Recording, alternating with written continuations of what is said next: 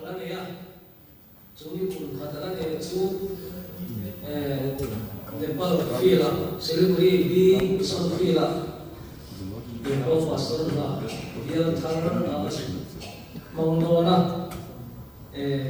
Juni soal Elaya Pastor Kohhran aku sinota, anu cukup ledoani, dan Kohhran cuman tu mana cuman tu kumpul. Ani doana Kohhran hota lalu le doana ni ikan akan diinok ani cu zanam tu fil tu upakilan namanya ani Kohhran saya pun bukan tu nak cuman lubang jadi kau saya ini dia tu pas tu itu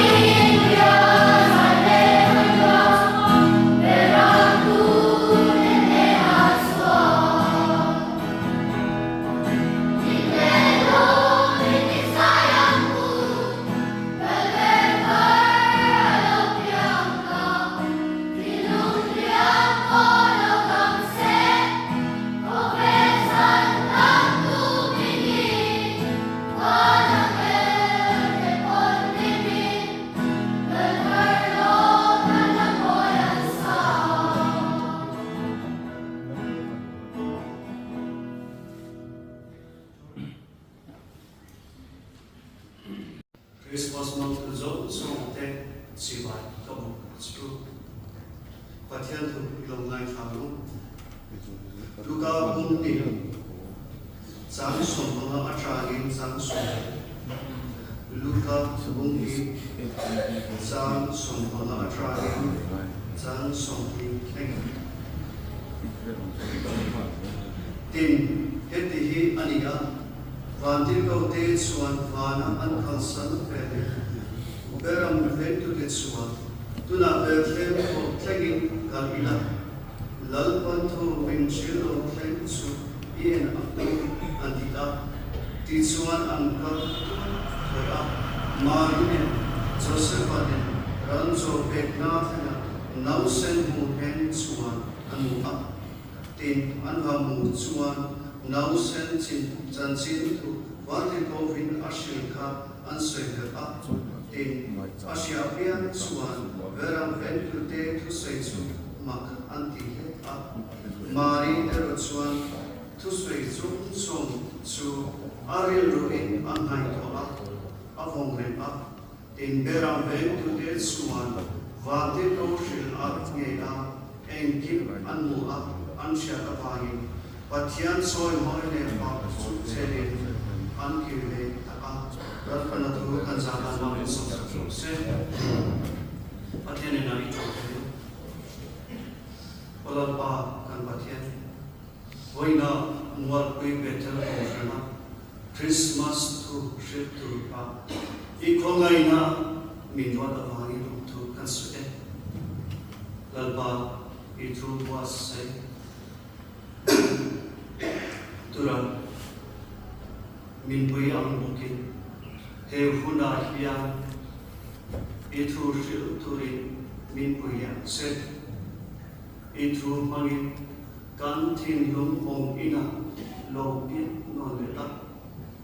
kan tin lum suate min sil paila lalpa voina itu ngai thak le soi tu ke athramon min som turin lali swami kandile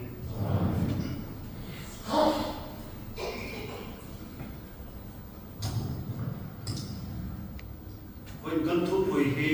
beram uten lal thar sibai anbu he ania Isu dian sana Bethlehem daya beram ute beram ventamun kha so sung rei lama suan migdal edhan kitchen so sung rei le khabo te hian langsar pak silovin kan lalpai suan lo pian amun turne apian lan velne in kai noi tur thil hi mun sang sanga alona ka mika bunga sang hi a kan sia suan I suan su Bethlehem pian tur ani thu kan bua chu ti rualin beram puten beram anfen na mun kha Efrata kiana Jacob an nubira pili antum namu Jacob an ranjua atla tirna munim ala Jacob at suan anu bui mangai tak rakili thanlum afuna migdal etepia apuan in azara beram avula beram vulnaren munren san taknin answe sulai Jacob wanin charna muna beram buten sana beram anven lai suan lalpa vanti kofi lal thar pian tu aron ponga su vele van mi puite van atra nga lo chukin anena chungdum beram pathian ro pui takin omros leisuna alobe en wishing te na rentu lenrose ti pathian anron fa Telaja kuman migdal eder ati ranjual venamun atana aloman ke aisu beram puten hena Bethlehem alal tharlo pia puan suata mun atan pathianin alom tangre maya pathian remra tangi amak le migdal eder tisu her bright trongin ranjual te kultina anya Cucu mika bungli sangkia ka o hedian kian kan an. Culai munsu Bethlehem le Jerusalem inkhawm. Nimshing tam nam mun him le nom o ani. Lalpa iswa piansana helai migdal eder muna beram venku denena lal thar sandam tu lo pian tu vanti kofi apu le vanami pui ho vin pathian nan fakta put mai kha ngun ta ka hangai to in thu thun hui thun atrang dai to in I swa lo pian dan thun eng kip ro man sa ani siam alo lam a chuba kha I swa chu mi shin te swa thoina atan lan tu pathian beram ani siam alo lam o ani beram no chu thu thun hui kuna kan in thoina atan lan ani shin a I swa ko mi swa ke tana in han tu lokha pathian beram nam ani a baptist po in entiu pathian beram ko vel swa kal pui tu tur so tin apon ani kha mana mosia tana abraham apma isaka allah don tum khan isaka swan kapa khoyange in thoina la turberam ti achuna abraham swan kapapa pathian in amatana harra thila turberam chu angai tua cho ma ansu patia abraham chu tu asrehu kum san ni nuwa pathian in amatana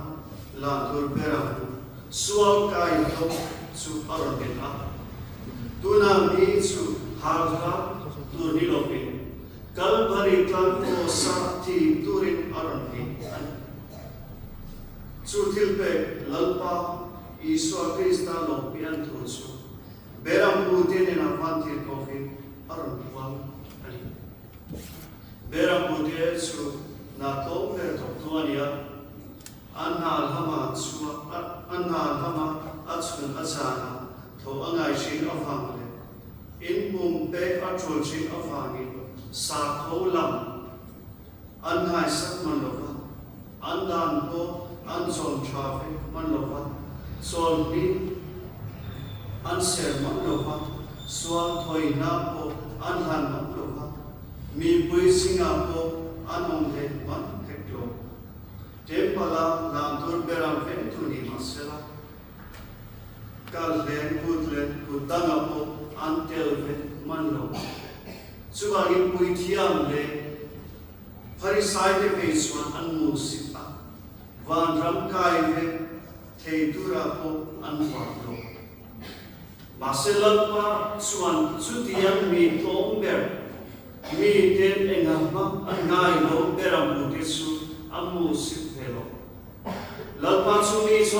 so tana local to ani afani mi te per mi inkhawm a ma angai lo le mi te singa om the tra ko angai lo te nena apian thu wan ani pathian mi du sak te angai lo sia ka abaro riam vai te ne na san sim tra ko ani o iso lo piana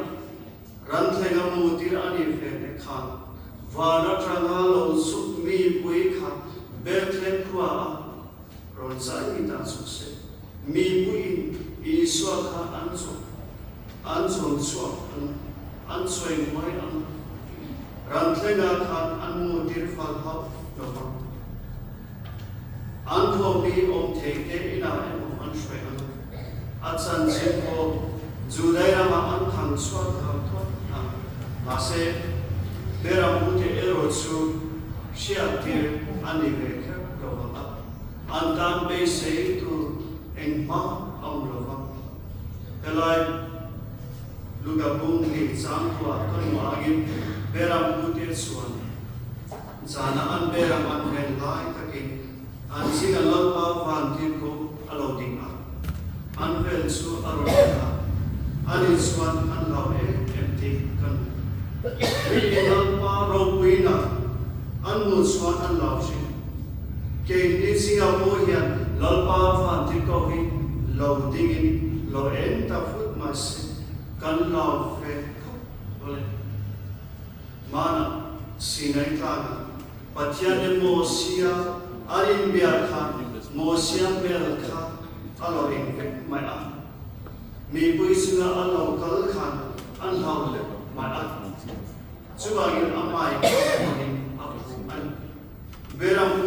an singa van tir ko lo ting lo e ta phut ma an mu an lao e mai ko kha om hiam chu tia lao wa an om lai swan van tir ko swan an len na lao su la ngai lo mi tin ta tur chan chi tra ho em karon khe cheu an in hey in tan Davida fua a sandam tu a pianta lal Krista chu in hey in tan sin chia tu ani nau sen fua na tu rancho pegna thenga mu in mu a aroti a teta mi in tan tu san sin cha mo ati engdam ni lovin lalpa iswa ko bel sandam tu lo pian tu ania chu dan tan so ni lo ni mi zong sung ta ani chu ma tan zon de isaya kan tan no pa alo ke a papa pe ki kanom ta ami nga chuan remro tua ma ka pathian sa ka chatuan pa remna ka antidol sia atia kha ani vante ko vin lal thar lo pian thu le an ba mu mai the dam tur aswai mu chuan va na mi ho mi pui te kha an singa an lo ta chiama pathian an ron ka sunung bera pathian no pui takin om rus le suna alam e me shin te na ren thu le nos antina heda le suna alam e me shin te na ren thu le nos a om sia tia su lal thar lo tia avang suan pathian le mi shin in ka rem thu le mo proses ti na ni ani mana an so le ni beram pude suan Bethlehem lal lo pian su entura an kalro ngalta su atum singa kalro o anom lo anyam an om na lai an son mu mai theina tui van tin komi chin sia na apika nau sen hua na tua ran so pek na thinga mu ti atang ya zon wai vap ngai lo bi a om na tur su an sheman an heta nau sen hua na tuam ti hi nau sen lo pian hua ni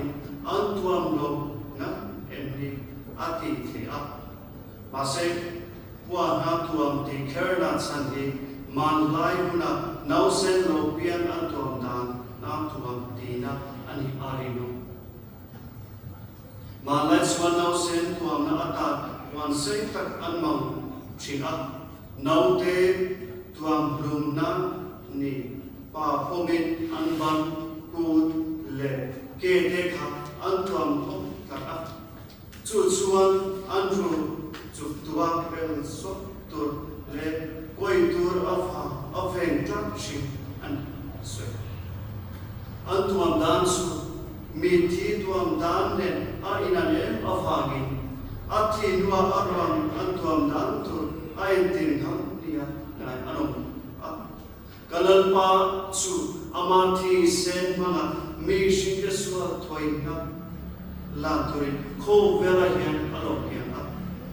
apian hi ma anton dan an sia in arwan su tua in ala on to a tin tham an chu diang na te tuam tak su khum pa ngai a mu dilovi mun thom tak rancho pegna thenga an mu tir an riam vai te sandam tura lo pian pathian pa chatuan la ni si chu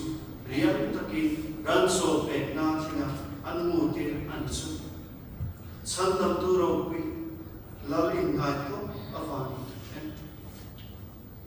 ama hama kan seto ang beram ute kha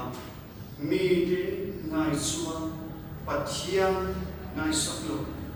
dan po zongvelo son nik po serlo van tlang singa po khosalo an ei zon an lam lu ngai tu a van ram o kai ve lo tura an ngai te an ma se beram pu te kha pathian ne na lam tur beram ve tu ani kha pathian na ka be se na sa tak nei juda mi tak ai kha mesia lo kal hun an hak len so ani mai te a allo sui ho fo sing pong an ari ho sudia na be sing ha rin ru ane laya ane na phatin ko vin aron po ta phut mai le vanam mi pui ten pathian aron fa ta phut mai kha mak an ti in vatin ko vin bethen kwa sandam tu lal thar lo pian phamu tura ati na chu lo takin apom ni hin alanga van mi te an ho so ru khan ho tuna hian bethen kwa suwa va kal ila lal pan thu min shil lo thlen su iwa en te apu phur takin an hun na a an beram ven na mun atrang kha kho chung chu mai ni ani an beram ven kha an him an he him lo wang tin an ngai tuan lo ni in alam an til rot so an purin an lung thwa ani a zan kho vot maya Bethlehem ma va kal aya mun long ha thang so tu ma anon an kal ve ma mi den pathen ngai sak lo anga an ngai na su atik lo ti al han sia chu ba ni pathia thara chuan Iswa Krista lo pian thu wan chuan ma sa be atan athang ani enga enga po chunis mi ro pui le sa ko pui thiam te ne na mi lo vin re lu in ha thom te ne na lal pa thu chu aron in ha an be ram phen pa chu an kal sa Bethlehem ko lama panin an kal thoi an ikan ma kha kan be ram kal san an ngai ko va lam di lo vin an tan san dam tu lo pian mun an sak fa ni in alam now sen iswa an mu the dam tur van ti ko vin asil dan athan kha zon puai ngai lo vin an che thiam na ma ni in alam Josepha le mari ne ran so pek na thina now sen mu chu an ba mu na an beram pu ke chu an ne na ma ti ko vin tu aron soi van mi zai ro pi an che pa ta Bethlehem kwa ala thar lo pia van ti ko vin asya he an ba mu avang khan an no en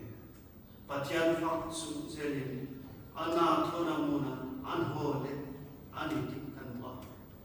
an be ram te ko hip takin an ha mu le ang thi arinu mi hin an na thul kal sana lal pa be turam an kal hian hip takin an hole she bera pude anne na pathian thu soi an oile athu an zom angkha voina thina Christian te pathian an fakha an choi bon dance mari le Joseph te in pena ke ni miswa te min sandam tura Krista lo pia na mu pona aya beram pude ana pathian tuai le lal thar lo dia sibai tura anna ankal sanna na angkha voina Christmas montu te omda tursu ni alam chuchu beram pude ana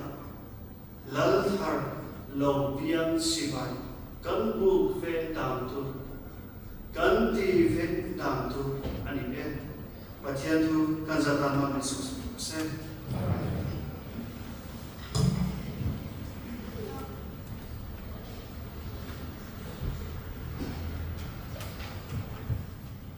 inkhawm trình độ của Christian của number gia số của nó ngay từ từng đi mới nếu đi một số đồ miếng